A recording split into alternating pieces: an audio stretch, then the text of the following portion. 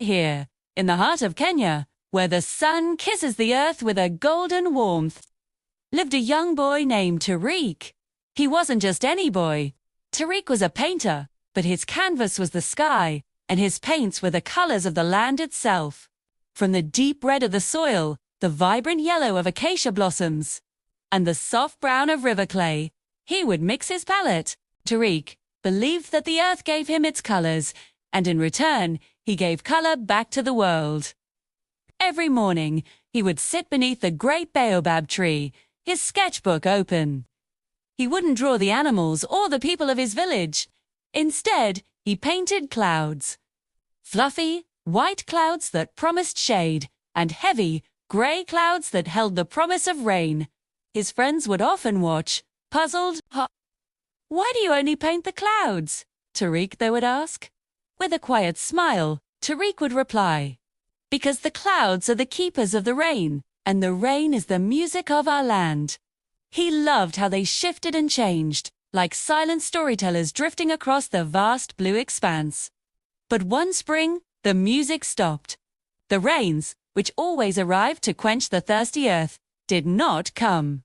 The sun, once a warm friend, became a harsh master, beating down relentlessly. The vibrant greens of the savannah faded to a weary brown. The river, once a lively vein of water, shrank to a faint pulse, and the animals grew thin and listless. A heavy silence fell over the village, a silence born of worry. The elders gathered, their faces etched with concern, their gazes fixed on the empty, cloudless sky. They spoke of past droughts, of hardship, and of prayers that seemed to go unanswered. Tariq's heart ached for his home. He saw the drooping flowers that he used for his yellow paint and the cracked earth that provided his reds. The land was losing its color, and with it, its life. He looked at his paintings of lush, rain-filled clouds and felt a pang of sadness. They were just memories now, dreams on paper. But then, a thought, as gentle as a morning mist, formed in his mind. If he could paint the clouds on his paper, why couldn't he paint them in the sky? If the sky had forgotten what rain clouds looked like, maybe he just needed to remind it. Whose idea was simple, yet full of a child's unwavering faith. He gathered his precious natural dyes, not the vibrant colors this time, but the softest, most gentle shades he could find. He mixed the gray of smooth river stones with a bit of charcoal to create a gentle silver. He crushed pale blue petals from a rare, drought-resistant flower he found near the parched riverbed. These were the colors of a soft spring shower, the colors of hope. He packed his brushes, his colors, and a large, clean cloth into a satchel. His destination was the tallest hill overlooking the savannah, the one his grandfather called the Whisperer's Peak, because it was said the wind there carried messages to the heavens. The climb was long and arduous. The sun beat down, and the dry wind whipped dust into his eyes. But with every step, Tariq held on to his belief. He wasn't just climbing a hill. He was on a mission to bring life back to his home. When he finally reached the summit, he was breathless, not just from the climb, but from the view.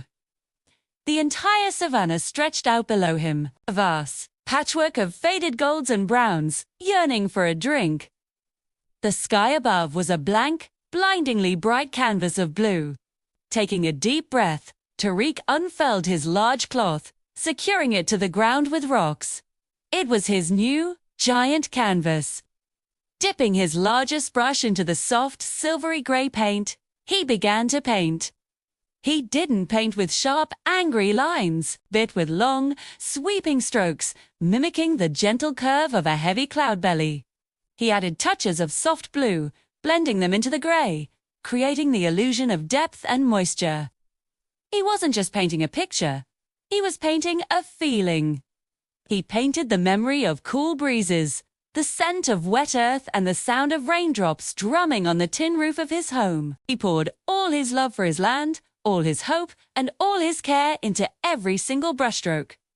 As he worked, a strange thing began to happen. The wind, which had been harsh and dry, started to soften. It seemed to swirl around his cloth canvas, picking up the essence of his painting. High above, where there was only emptiness before, a wisp of a cloud appeared. Then another and another. They were small at first, like shy children peeking out from behind a curtain. But they grew, drawn together as if by an invisible thread. They mirrored the shapes Tariq was painting, gathering and darkening, transforming the sky from a flat blue to a dramatic canvas of silver and grey. The air grew still and heavy with anticipation. A single, fat drop of water landed on Tariq's cheek, mingling with a tear of joy. Then another, and another. A gentle pitter-patter began on the dry ground around him. Tariq looked up, his face breaking into a wide, triumphant smile. The clouds he had painted on the hill were now real, hanging directly above, and they were weeping gentle tears of relief onto the land below. The gentle drizzle turned into a soft, steady rain.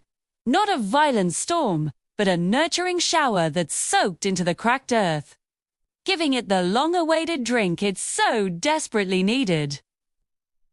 As the rain washed over the savannah, Tariq carefully packed his things and began his journey home. He could already smell the change in the air, the sweet, earthy scent of life returning. He knew his paint hadn't magically created the rain, but he believed his act of care, his reminder to the sky of its own beauty and power, had woken something up.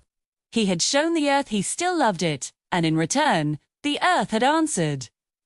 His story became a gentle legend in his village, a reminder that even the smallest person, armed with love and creativity, can help bring the world back to life. Caring for our earth in any way we can is the truest way to help it care for us in return.